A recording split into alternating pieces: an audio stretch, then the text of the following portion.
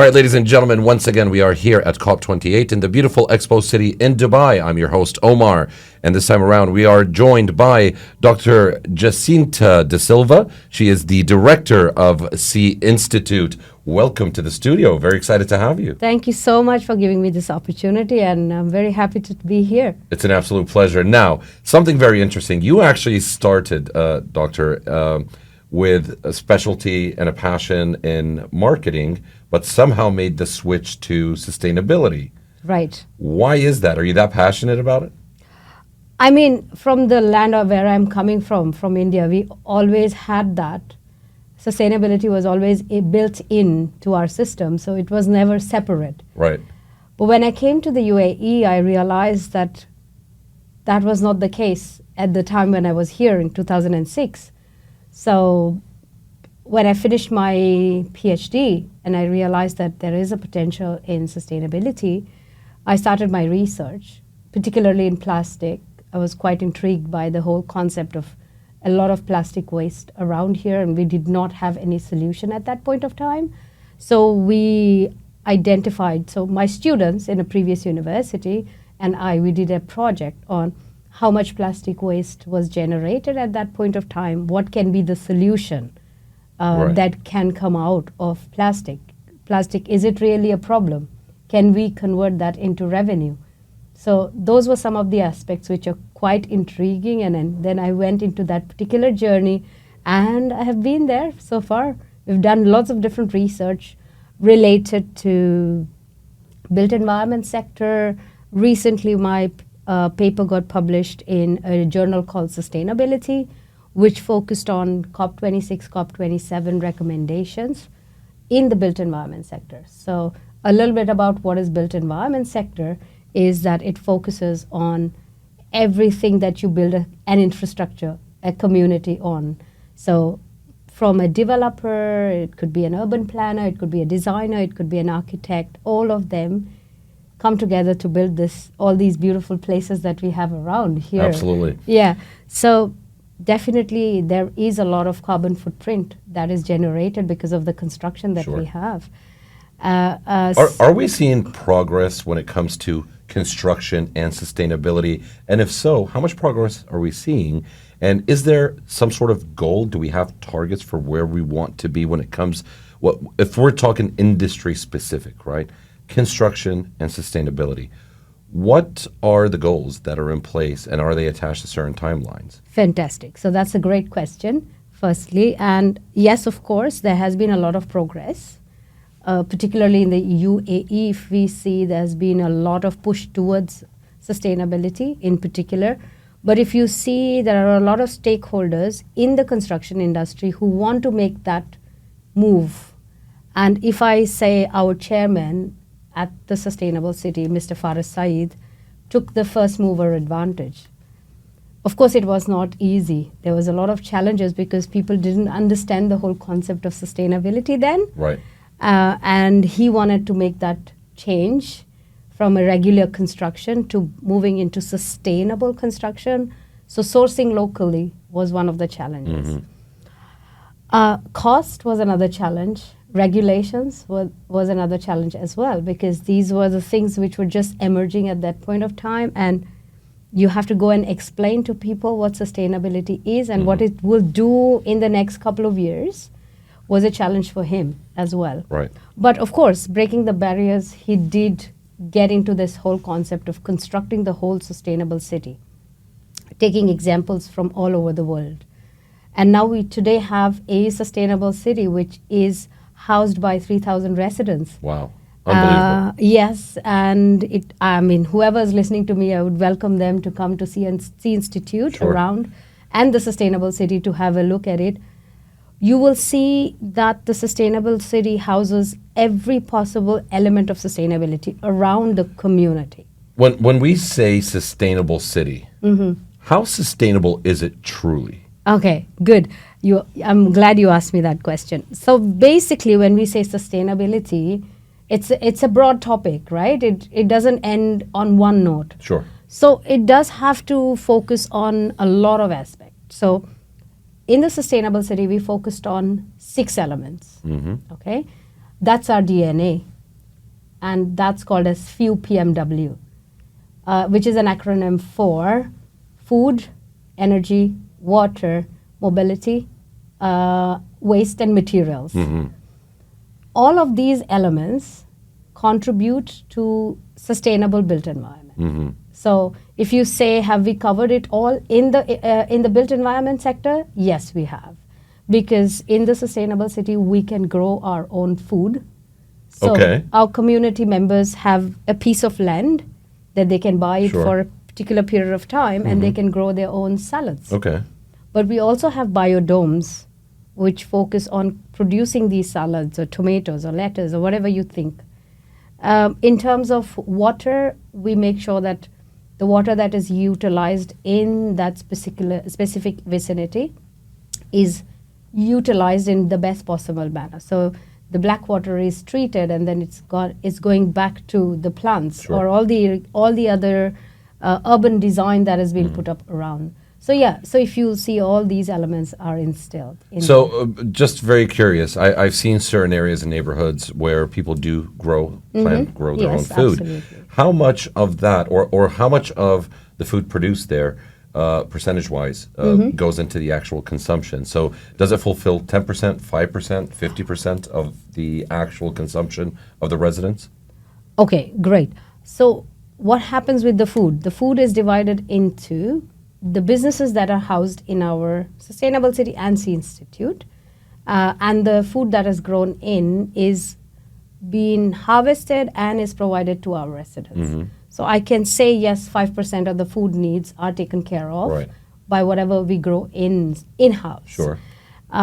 One such example is in the Sea Institute, we have something called as a container with vertical farming, and we partnered with Alaska Live. So they have their own lettuce farm, and every 3 weeks we have the harvest, and all of the employees get the salads. That is absolutely amazing. Now, today is obviously Youth and Skills Day here at COP28. Is there any sort of direct ties between the Sea Institute in terms of educating and teaching the youth, since we're talking about youth today, about the future of sustainability? What sort of initiatives do you guys have in place for that? Perfect. Okay, so Sea Institute is hub for research and education. So that sums it all, because we really are passionate about educating the world. And our chairman, again, going back to his philosophy or thought process, is whatever lessons that we have learned while constructing the sustainable city, we want to impart that to the youth, to the engineers, to all those urban planners, architects who are going to construct the future built environment, who are going to construct everything that you see here. So we do have our education program. It's a professional education program which provides around 40-odd number of courses in, of course, built environment sector, which is the main focus from our end, but we also focus on circular economy.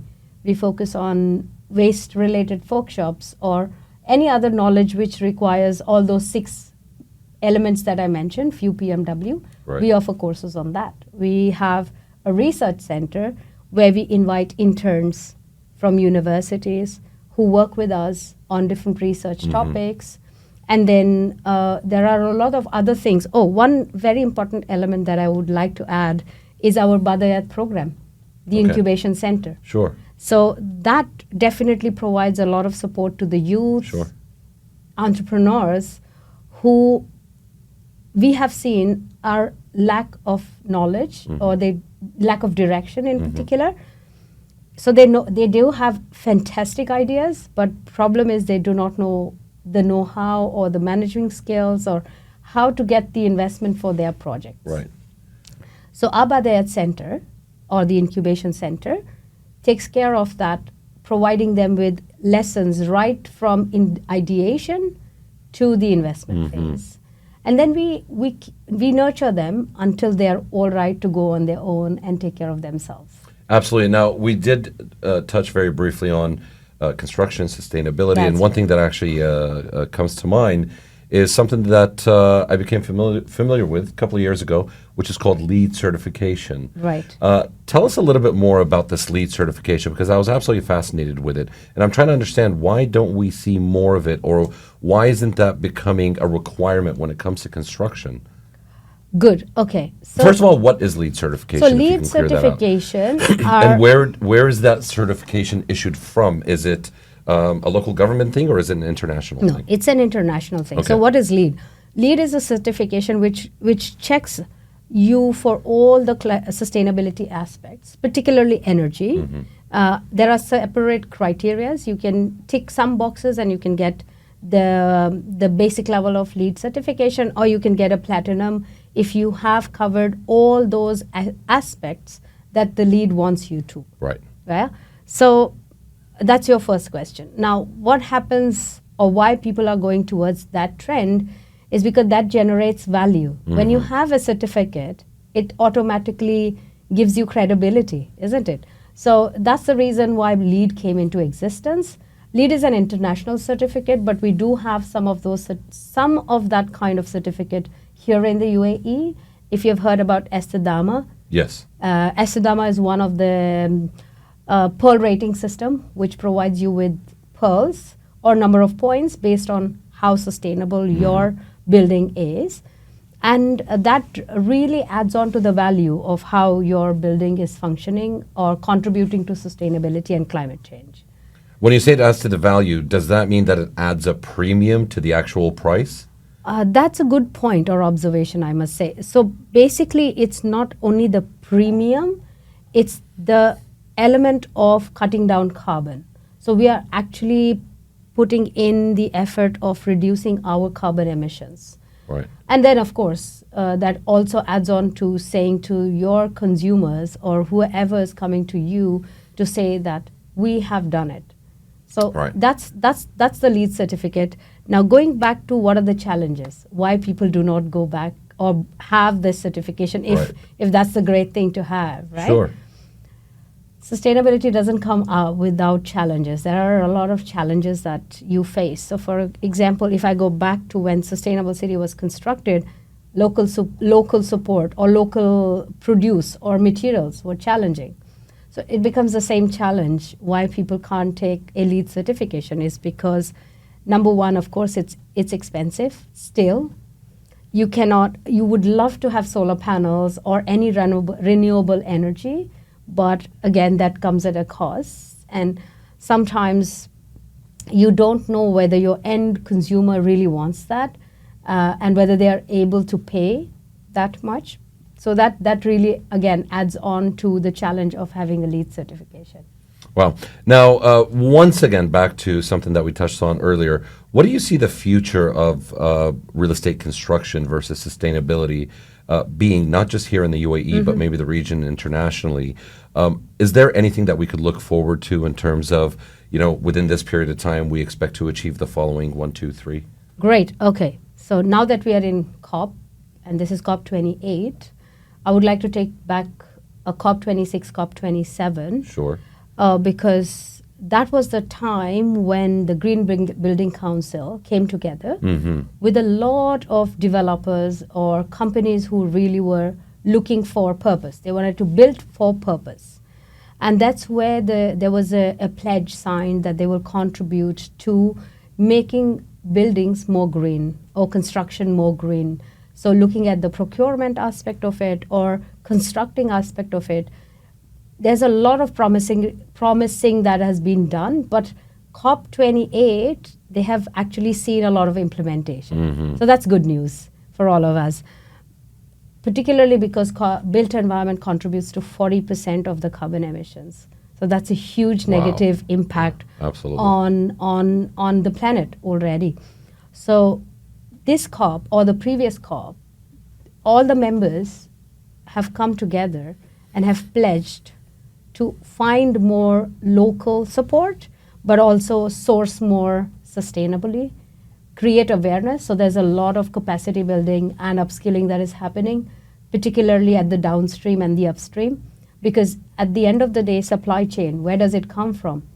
It comes from your upstream. If your farmer or if your miner or if anybody who is going to source you the raw material has no clue about what is sustainability, then definitely we have not reached that path yet.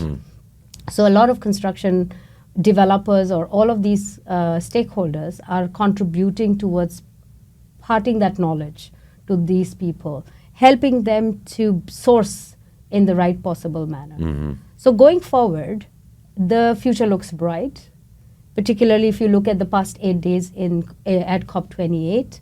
There has been a lot of progress and impactful progress, not just talk about it. So people are working towards, like organizations that have come to us recently want to really put in a meaningful impact. They just don't want to be associated just because the term sustainability. They actually really want to work on that. Sure. Now, obviously, we know that the UAE and specifically Dubai, the amount of construction that is coming onto the landscape is absolutely astronomical. Yeah. I think I heard something around the neighborhood of 90,000 real estate units being introduced to the real estate market in Dubai alone. Now, how many of the developers, obviously we have some of the large reputable developers, we've got mid-size and smaller developers, but how many of these developers, let's talk about Dubai, do you think are actually heading in that direction? Are there any particular developers that are quite keen that were maybe involved here at COP28, real estate developers that are playing a part in the future of sustainable construction? Okay, perfect. Okay, so I can't give you all the answers because, again, there are certain things that I'm not allowed to speak about. Sure. But yes, very recently we've talked to Aldar, if I may say. Sure. We are working with them in Abu Dhabi. So we do work on people of similar mindset, and they are into the same mindset as well, like as us. So they're going to be constructing sustainable city in Abu Dhabi. Then we see lots of other partners who are not particularly partnering with us, but over the period of time, we've seen that kind of spillover impact of what Sustainable City has done. Sure. So we see that kind of elements coming back on moving towards renewable energy or making it more green or, as you said, making it more sustainable in terms of food or in any other ways. So we do see a lot of game change in the UAE in particular in the construction sector. So you will see going forward the projects would be much more into that direction, source locally, get more EPDs, that is environmental certification for all this material that you source from wherever you have them or bring them. You will see a lot of other stakeholders, particularly investors, if I may want to talk about them. They are looking at how sustainable you are making that project. Right. Yeah. It does make sense. That's a very interesting angle. Exactly. So if we talk about investors, and that's where ESG comes into picture, right? Sure. Environmental social governance aspect. And investor, when he is investing in your project, this is what he is looking at. Absolutely. How much impact are you making? And maybe let me add another point, since it's a youth day today. Our youth, our millennials are entering into the market right now, and you never know. Gen Zs maybe already entering into that space already. They are asking questions. They are asking some serious questions about how sustainable this project is, rather than asking what's the ROI in it for me, which is a game changer in itself, right? Absolutely. So if I may say, I have seen a couple of young investors on the table not asking for what is in it for me, but how can I contribute to sustainability? Correct. And how are you contributing to sustainability? Correct. Why should I be interested in this project? Not for money, but I want to see how much impact are you making. Absolutely. Yeah. Definitely very interesting, and would love to carry on this conversation. Maybe we can have you join us once again and dig even deeper. Before we wrap things up, Doctor, just wanted to ask, what sort of final message or words would you like to share with our viewers on this platform provided by Trends? So, first of all, thank you so much, Trends, for giving me this opportunity to speak about what I'm passionate about. The message is that we need to live with hope, of course. And sustainability is the hope for the future. But again, we cannot be hopeful until we put in the effort. So we need to put in the effort to make that world a better place to live in the future for our future generation. So that's the message for all of the people who are listening to me is we individuals do not have to wait for somebody else to make the policy, for regulation, for any change to make. We are the game changers. I think we should be equally contributing to the change that is required in this planet. Dr. Jacinta, thank you so much for all the insight that you've provided and the amazing words. And we definitely look forward to having you here once again in the studio. I'm glad. Thank you. I mean, if I make even a small change in the mindset, that means I have done something good. Absolutely. Thank you. Pleasure. There you have it, ladies and gentlemen. That was another episode of Trending Echoes brought to you by Trends Research and Advisory. I was your host, Omar, and be sure to tune in to our next episode coming soon. We'll see you.